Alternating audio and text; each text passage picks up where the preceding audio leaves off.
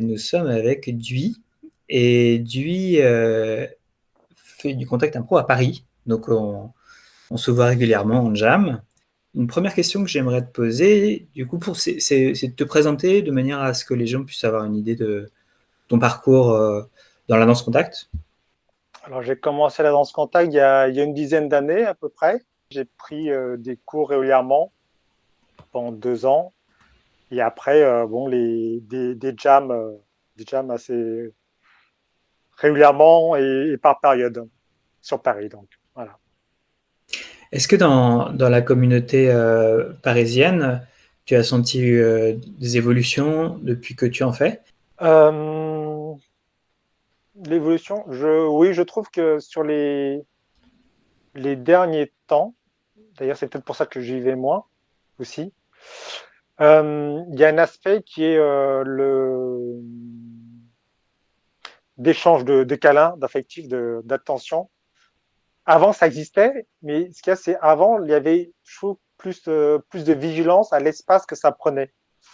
C'est-à-dire que voilà, même au début, il y avait des moments où il y avait une connexion une particulière, on se met dans un coin, on se fait des massages. Et je trouvais qu'on faisait attention, on se mettait sur le coin. Tu vois. Quand il y a deux personnes qui s'allongent sur le côté, bah, ça prend juste la place de deux corps. Quand il y a deux personnes qui s'allongent au milieu, bah, tu as une zone de sécurité qui font que bah, les gens ne peuvent pas danser aussi librement qu'ils veulent à proximité des corps parce que là, il y a un risque d'accident possible. Quoi. Oui. J'ai trouvé ça qui, qui, pour moi, est un peu dommage. Voilà, pourtant, je sais qu'il y a plusieurs fois, ça a été dit, pas de parking en plein milieu, mais voilà, après, il y en a quand même. Voilà. Donc, c'est plus le fait que c'est le stationnement en plein centre de l'espace, donc il n'y a pas la vigilance que, OK, là où je me pose, c'est un espace que j'occupe, et j'occupe pas que l'espace de mon corps, j'occupe aussi un espace autour de mon corps de sécurité de mouvement ou de non-mouvement. Hmm. Est-ce qu'il y aurait éventuellement des pratiques qu'on pourrait avoir en communauté, comme par exemple des cercles ou d'autres formes d'échange qui pourraient euh, permettre d'avoir des conversations autour de ces questions-là, tu penses? Je sais pas. Je sais pas parce que j'ai l'impression que ceux qui sont ouverts aux discussions, c'est ceux qui en ont le moins besoin, en fait. Et que Ouais. si on propose, ou alors le formaliser, c'est-à-dire avant la jam, il y a un cercle, on pose des choses et puis à la fin on ferme. Mais dans l'idée de on arrive quand on veut, on part quand on veut, euh, ceux qui sont prêts à discuter, j'ai l'impression qu'ils sont déjà un peu plus ouverts. Les autres, ils sont arrivés là, ils débarquent un peu, ils ont peut-être pas été suffisamment structurés, il n'y a peut-être pas une transmission suffisamment importante au début. Peut-être qu'ils sont lancés trop vite dans la jam, ils ont vu qu'il y avait des choses qui pouvaient se faire et ils n'ont pas vu que les choses peuvent se faire aussi parce qu'il y a une certaine vigilance en amont. Voilà. En fait, j'ai un peu de mal à me situer parce que j'ai pu l'apprendre parce que il y avait un cadre qui a favorisé cet apprentissage. Et je vois que beaucoup de gens l'ont appris sans forcément savoir, sans que ça ait été formalisé.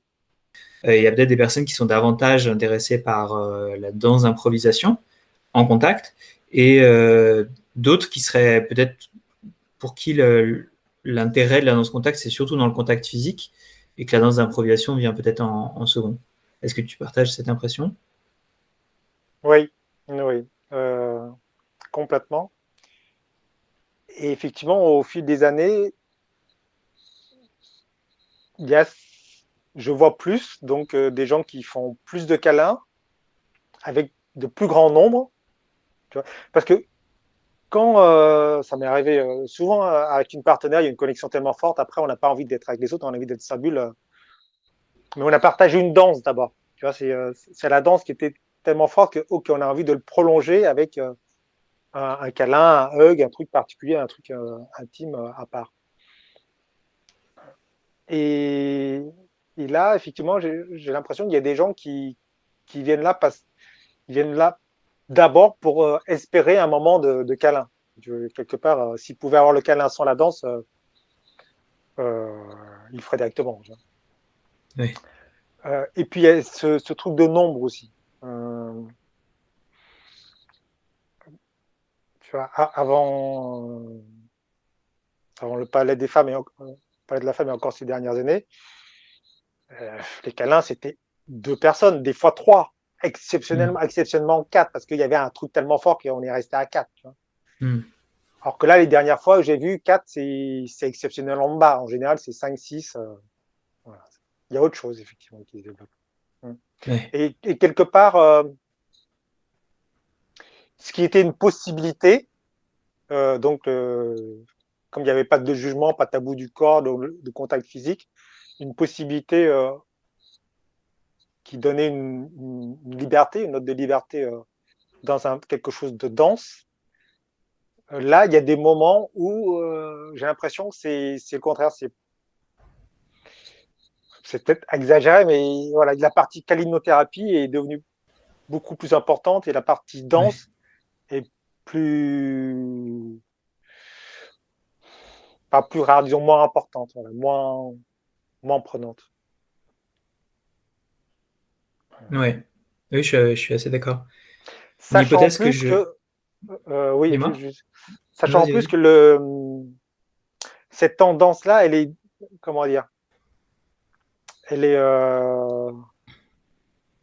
j'ai l'impression que ça fait un peu boule de neige parce que plus il y a de câlins, moins il y a d'espace de danse. Tu vois, typiquement, il y a moins de longueur de danse. Du coup, moins ceux qui ont très envie de danser vont venir. Et plus il y a de câlins proportionnellement, quoi. La danse a peut-être moins d'importance et effectivement, je trouve que. Enfin, après, j'ai tout vu, même il y a 10 ans, des gens qui venaient à la jam plus pour un contact, plus pour être touchés. Et puis, comme ils étaient pas, ça répondait pas à leurs attentes, ils partaient. Donc, Mm. on voyait leur manque et on voyait qu'ils n'étaient pas satisfaits et donc ils partaient. Et là, ils sont de plus en plus nombreux, donc il reste plus. Ouais. Et je me demande si ça, ce phénomène-là, il s'est pas accru au fur et à mesure que des personnes qui, elles, viennent vraiment pour la danse d'improvisation, en tout cas j'en ai rencontré moi, me disaient qu'elles revenaient plus souvent ou plus du tout dans les jams de danse contact parce que il y avait pas vraiment une atmosphère principalement de danse, que c'était autre chose. Et ça fait un phénomène qui s'accroît, puisque moins il y a moins de gens passionnés de danse qui reviennent, Hum. moins il y a d'occasions de danser et ça fait boule de neige. Oui, oui, complètement. Oui, oui. Mm. Oui, c'est le cas. Et personnellement, j'aime moins la jam aussi pour ça, quoi. Euh, Mm. Parce que je vois qu'il y a de moins en moins d'espace pour danser. Hum. Après, voilà, mais ça dépend des semaines aussi. Je peux pas dire que c'est ça à chaque fois, mais quand même, statistiquement, d'année en année, oui, il y a moins de danse, il y a moins d'expérimentation de la danse. Euh, oui, oui, je te retrouve complètement sur ce point. Ouais. Peut-être que simplement les gens qui n'ont pas forcément conscience, tu vois, les gens qui sont venus pour des câlins, qu'est-ce qu'ils ont, ils avaient envie d'être touchés, ils avaient envie de s'allonger, toucher des gens, ils ont vu que c'était possible, ils le font, personne ne dit rien, ils sont de plus en plus nombreux, donc pour eux, ça devient quelque chose de normal, normalisé. Mm. Donc il n'y a aucune raison qu'eux se remettent en question. Ils ont ce Mm. qu'ils ont trouvé et ils sont là pour ça. Donc c'est plus au niveau des organisateurs, ok, celui qui ouvre la salle, qu'est-ce que qu'est-ce que j'ai envie d'avoir, qu'est-ce que j'autorise, qu'est-ce que j'autorise pas, qu'est-ce que je peux suggérer, voilà. Et d'avoir quand même voilà un peu un cadre du lieu, voilà. Parce que voilà, ça me fait me aussi. Je crois qu'avant on n'avait pas besoin de cadre de lieu parce que les gens qui étaient là étaient suffisamment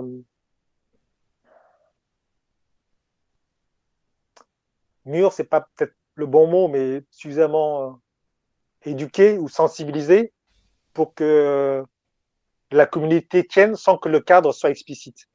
Hmm, Voilà. tout à fait. Euh, Il n'y avait pas besoin d'expliciter, mais c'était acquis. Le contact impro, c'est une pratique qui date des années 70, qui est pratiquée dans le Mmh, monde entier, dans plein de ouais, villes. Et les personnes qui, à la fois, pratiquent depuis longtemps, mais aussi qui ont pris des cours, voire donné des cours et été dans des festivals, et aussi qui ont peut-être visité des villes où on pratique, et pratiqué le contact impro dans d'autres villes du monde et de France, ils ont acquis, souvent de manière aussi assez inconsciente, une culture du corps dans la danse contact. Et du corps, c'est aussi des relations entre les corps, les relations entre les personnes, qui ensuite, sans s'en rendre compte, ils transmettent dans le groupe quand ils sont en jam. mmh.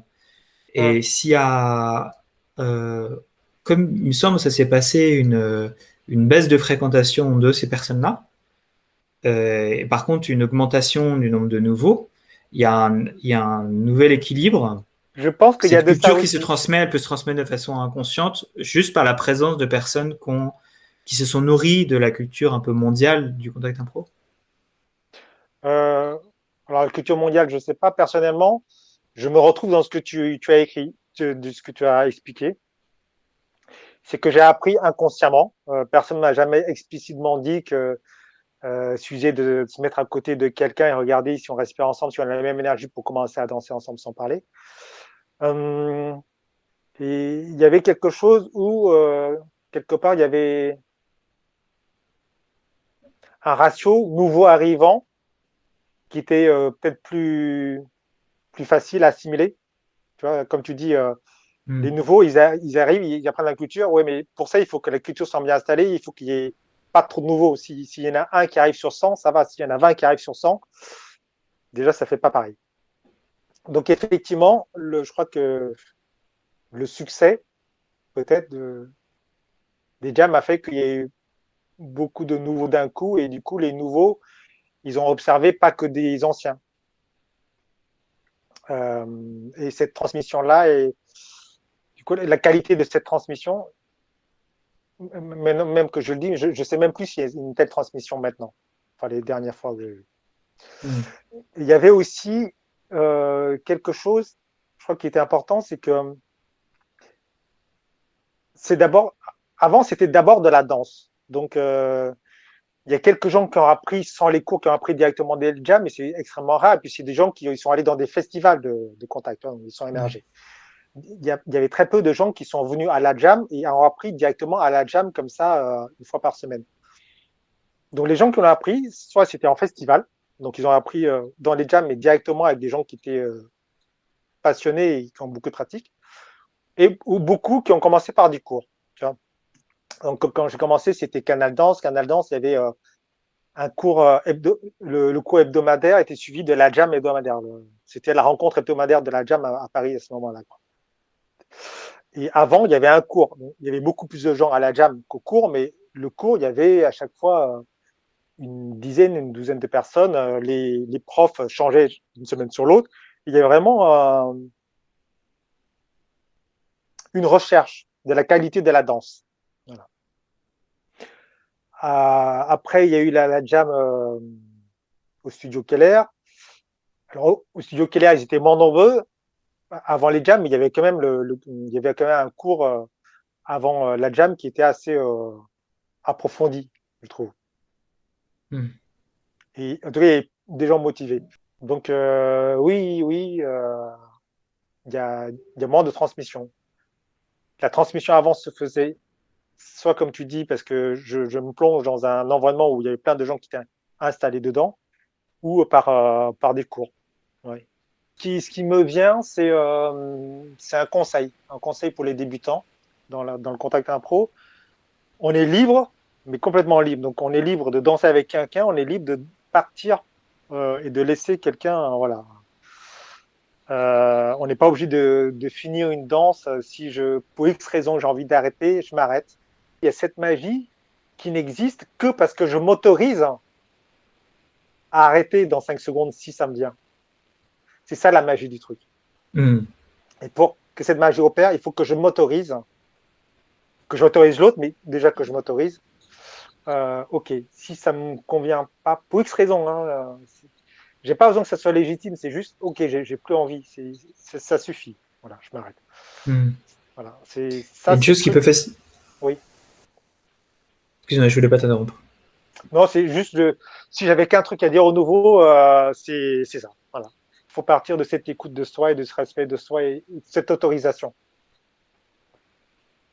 Et une chose qui Voilà. peut faciliter l'arrêt d'une danse ou la capacité des personnes à arrêter une danse quand elles le sentent, c'est d'apprendre à le faire sans que l'autre se sente trop rejeté. Mmh. Et pour ça, on peut très bien prendre quelques secondes pour, euh, pour montrer à l'autre qu'on n'a plus envie de danser, soit en s'arrêtant de danser, mais en restant avec la personne, soit Mmh. en le verbalisant. On peut tout à fait échanger quelques mots sur ce qui vient de se passer ou sur ce qu'on a envie de faire ou besoin de faire ailleurs, ou à une autre personne avec qui on a envie de danser, juste pour que la rupture de la danse, elle soit peut-être moins douloureuse ou pas douloureuse du tout pour la personne qui va la vivre. Oui, Et tout donc, à plus on fait. apprend à faire ça avec empathie, plus on Mmh. va pouvoir être libre de danser avec qui on veut. Et comme tu dis, plus on se sent libre de dire non, plus quand on danse avec quelqu'un, on a vraiment décidé de danser avec. Et Ouais. pour vivre un moment intense. Et donc, c'est encore un plus beau cadeau qu'on fait aux personnes avec lesquelles on danse. Mmh. Oui, oui, oui. Mhm. C'est très, ça sera très aidant pour les nouveaux, oui. Eh ben, merci, Duy, pour cet entretien. Merci, Vianney. Au plaisir de danser avec toi, Super. quand on pourra encore.